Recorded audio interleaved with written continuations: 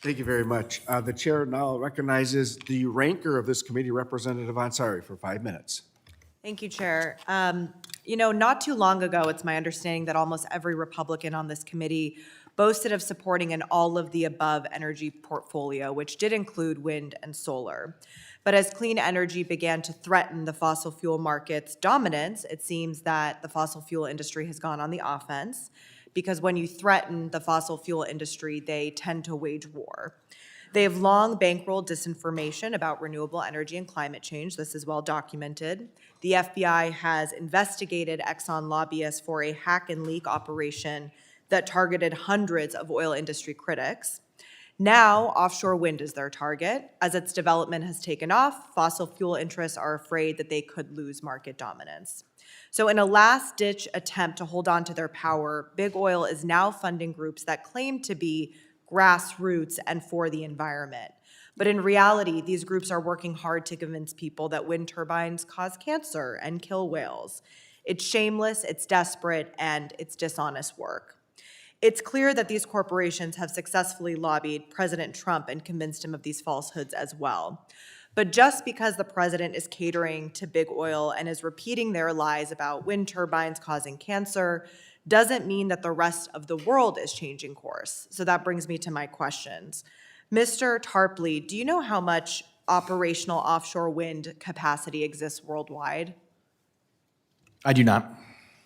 So the answer is almost 81 gigawatts. That's enough energy to power 60 million homes.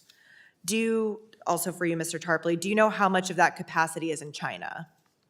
I do not. More than half, 41 gigawatts. The United Kingdom is in second place with 14 gigawatts. The United States isn't even close. But we could be if we were dedicated to growing this essential and job-creating industry. Around the country, we have an opportunity to build some of the first floating offshore wind turbines in the world. We have the potential to export American innovation across the globe. But if we pause this industry, we'll lose that potential, and the industry will be taken over by our adversaries. Mr. Chasson, this question is for you. With opportunities in shipbuilding, manufacturing, and more, Louisiana and Port Fourchon in particular stand to benefit from offshore wind. Is that correct? Yes, we would benefit.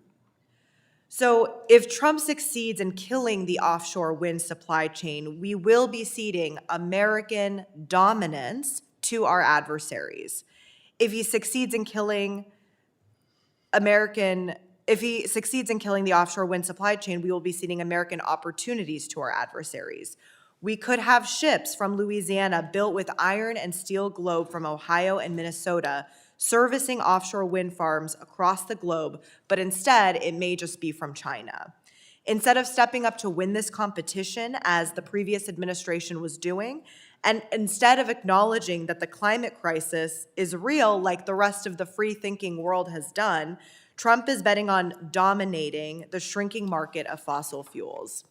It's like betting everything on being the world's biggest typewriter manufacturer in the 1990s. I understand that not long ago, many House Republicans here supported a technology-neutral approach. Given everything that's been said and the fact that we are losing this competition to our adversaries, I strongly urge my colleagues to reconsider this oil-only approach. I yield back. Thank you very much. The